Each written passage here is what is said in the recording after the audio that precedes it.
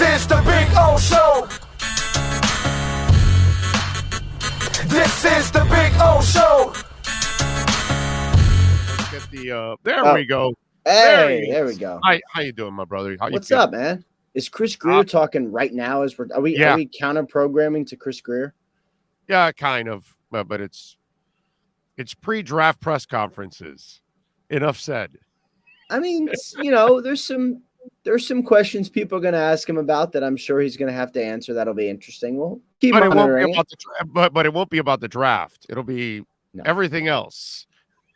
I think that's probably right. Yes. Yeah. Because I've covered those press conferences for many years, and you walk out of there going, "Well, yeah, they're not supposed to tell you anything, dude." Right. I love that people make fun of him. I love the pre-draft press conferences because you really do get to see how creative these guys are with not really saying anything.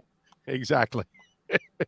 How good are they, or how boring, depending on who it is, because Belichick won't be as nearly as entertaining as some guys would be. You know what they should have done? They should have put Mike McDaniel there for the pregame press conference, because then it's always going to be entertaining no matter what, that's the good thing about looking forward to these Mike McDaniel press conferences.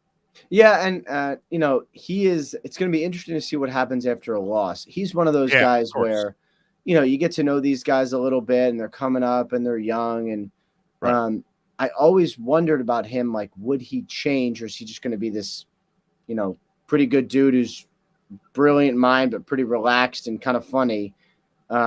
He has not changed yet. I hope head coaching does not change him. It can. I'm sure there was a time when Adam Gase, for instance, was pretty mild-mannered. He is now, but he wasn't as a head coach. I hope Mike McDaniel does not change. I will say that. Yeah, so do I. I kind of hope he's that guy that is kind of flippant at times, even in losses.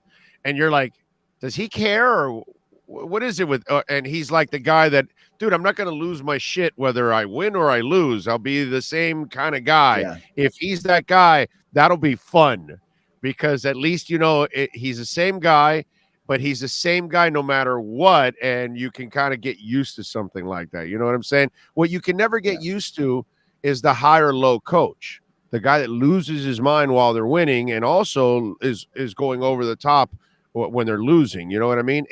That's the guy you got to be afraid of. Yeah, and to me, and obviously I'm not a professional football player, but I played sports my whole life, so I feel like I've dealt with a lot of different coaches, and I never got the rah-rah motivator type.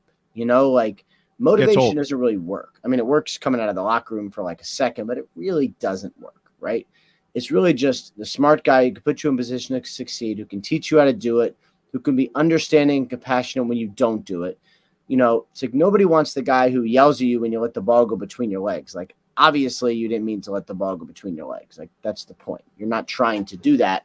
So that's, there's a couple reasons that I think Mike McDaniel is going to work and be good in Miami, but that's one of them. Is I feel like he's so even-keeled and level-headed and just focused on making sure his players are in position to succeed, that if it gets bad, he's going to be okay. And that, like, evenness is probably what this team needs, especially now, because as you know, there's some very real expectations. Yeah, no, I'm with you there. Ian Rapoport joins us every week here for our Slomin's look around the NFL. All right, let me talk a little Debo Samuel. Obviously, something's going on there with the contract and everything else, and because we have Mike McDaniel here, I've got the Dolphins, nation just coming after me. How many star receivers do they want? How much money do they want? So I'll just cut you off right here. Sorry for cutting you off. Yes, please. No, I know where you're going. I'm with you 100%. Take the stage, please. With what picks are the Dolphins going to trade for Debo Samuel? We're talking first rounder and more. The price is set. I mean, we've seen it. Devonta Adams went for a 1 and a 2. Tyreek went for a 1 and a lot more. What are we talking here? A 1+? Like, Dolphins next year's picks, you're going to end up giving up everything that you've collected for next year. And by the way, here's what I keep explaining to people, okay? Mostert, Chase, Cedric, Waddle and Tyreek are Debo Samuel. Oh, I'm sorry, and Alec Ingold. They're all Debo Samuel.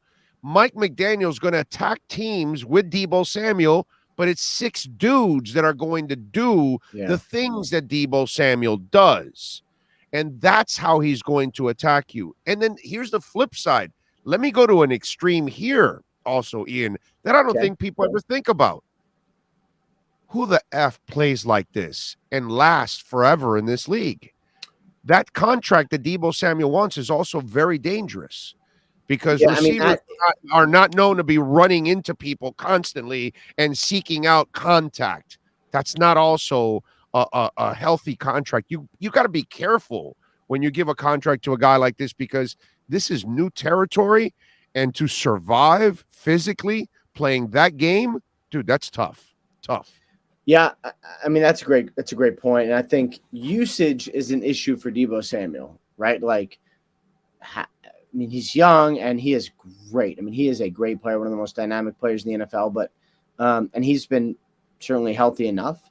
But does this take a toll on you? If you pay him, are you like, all right, well, now we have to use him differently? And then you're like, well, actually, we paid him for a reason, so shouldn't we use him for the reason we paid him? I mean, it does create a conundrum, but I guess it's sort of like that at all times, right? Anytime you have a player who, it's like anytime you sign a running back, I'm not saying he's a running back, but anytime you sign a running back, there's a chance that he's one hit away. That's just part of it, but he's a great player, so you sign him anyway.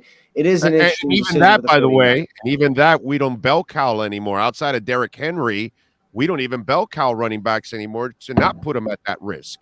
Right.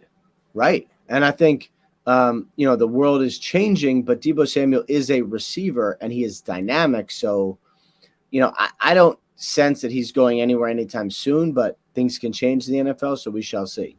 Yeah, it's just, and how do you like my idea that I think that's what McDaniel's doing? He has Debo on his team already, but he's gonna do it piecemeal with all kinds of guys. Do you agree with that? Yeah, I mean, I would say philosophically that's probably right, because what he's going to be really good at is making sure that he creates space for his playmakers to just get the ball. Like Debo is a great example because he's a receiver who doesn't always catch the football. There's handoffs, there's pitches, tosses, all sorts of stuff. And what McDaniel does well, what Kyle Shanahan does well, is open up their brains and go, just because this is a receiver does not mean that he needs to actually receive. And I think, that's one reason why, even though the 49ers haven't always had great players, they've always been able to make plays because they get their guys in space and create opportunities for that. So I think McDaniel is going to do that. I think there's a ton of playmakers in Miami. I don't think they need Debo Samuel. I know everybody wants him. Everybody wants everyone. But I don't think they need him at all. Yeah, I'm with you there. All right, let's go go over a couple ones quickly here. Sean Payton, that still continues to be talked about, and he mentioned that intermediaries talked about all of this. Fill us in on all of this so we can put a nail in the coffin, because the Dolphins already have their coach, but somehow or another, this thing just continues to have a life of its own. Yeah, I mean, I've heard all the rumors. I've heard it very loudly. I have not been able to independently corroborate that all of that is actually fact. Like, it seems to me pretty far-fetched, right? Like, let's just go through this a little bit. So Tom Brady retires, does a fake retirement. He knows it's going to be fake, but he still does the teary-eyed press release. His father, cries on video. He does that knowing that he's going to come back and try to be part owner of the Dolphins, and then be an executive, and then have the league allow him to be an owner who also plays, and then get the Bucs to trade for him, which why would they even do that? Why would they do that? But theoretically, I guess anything's possible. Who knows? But that's a leap as well. And then have the Bucs just okay a trade for him to go to Miami, where he is now the starting quarterback with Sean Payton, who didn't even want to coach in 2022 as his head coach. I mean, it seems like something you would put in a movie. I think people are accepting it as fact. It might be fact, but for me personally, I have not independently corroborated that, so I would not be a great source on it, unfortunately. I'm with you there. All right, Jarvis Landry. why can't he find a home, bro? Because that's a tough ass slot receiver that I would love to have on my team.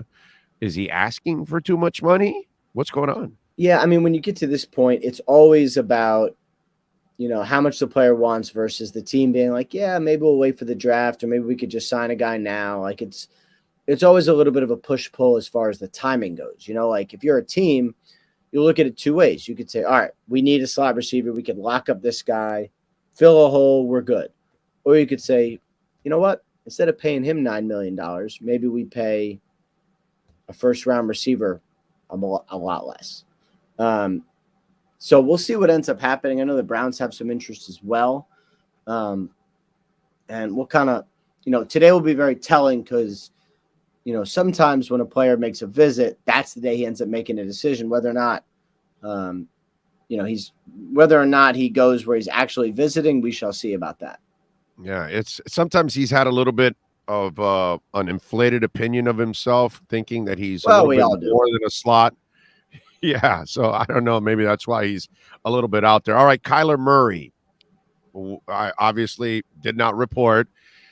He's making his stance on this. How is this thing going to develop right now with Kyler? Is this holdout just a message right now, since it is voluntary, or do you think this is going to drag into training camp and the preseason? It is so punitive for a player to not show up. It is so costly. The fines, the withholding pay, it is not just ugly in just that it's ugly, but it hurts. It stings. Player feels it. I'm not saying it's not possible. I think anything is possible, but the thought of him actually staying away for training camp seems crazy to me. I know the reports, and my colleague Tom Pelissero does a great job, had one of them where he's unlikely to play under without a new contract. I think one will get done, but the thought of him just staying away and collecting all the fines seems almost unfathomable to me. Yeah, but I feel bad for the Cardinals because I like the kid because I think he's a real passer, actually. You know what I mean? Right. He's not just an athlete trying to learn to be a quarterback. No, this guy's got the natural instincts back there to be a quarterback, but he hasn't arrived yet. That's the thing. It's like it's one of those where and he wants to be paid like flashes, he has, which, right? That's okay. We all want a lot of things. We'll see where the team is on that. How do you pay him? All right, finally, Baker. What happens? Because, dude, every quarterback that's available, they're linking him to Carolina. And, if I'm a Panthers fan, I'm not necessarily enthralled by all the names I've had to be tied to the last couple of years. Yeah. If I'm a Panthers fan. So. They got to have one, though. They got to have one. And that's the thing. So, is a trade for Baker Mayfield likely? I don't know. But if they don't pick one in the first round, we'll see. I mean, that's the problem is you can talk all you want about Baker Mayfield, the pros and cons and what happens. First of all, he led the Browns to the playoffs literally last year. So, I mean, the guys who are available are both quarterbacks who led their teams to the playoffs. Garoppolo and Baker, and neither are exactly healthy. Both should be okay, but it's a little bit of leap of faith there. And then you're right. I mean, if you're the Panthers, that's an option. The salary is big. It's really a decision of, do you just take one in the first round or do you trade for someone like Baker? And I don't believe they've made that decision yet. Something tells me they go young, man. You might be good. Go get Pitts or somebody there, man. We'll see. All right. Follow him on Twitter at Rap Sheet. And, of course, catch his work there at the NFL Network. And you can catch him here at the Slomin's Look Around the NFL.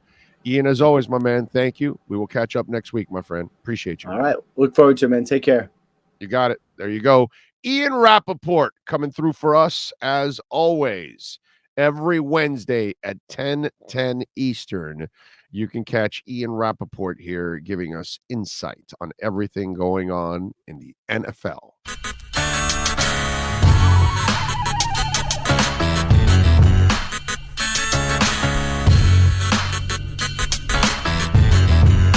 This is the Big O Show.